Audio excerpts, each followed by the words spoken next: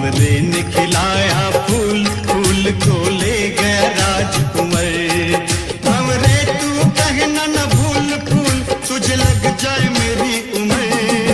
भंवरे ने खिलाया फूल, फूल को ले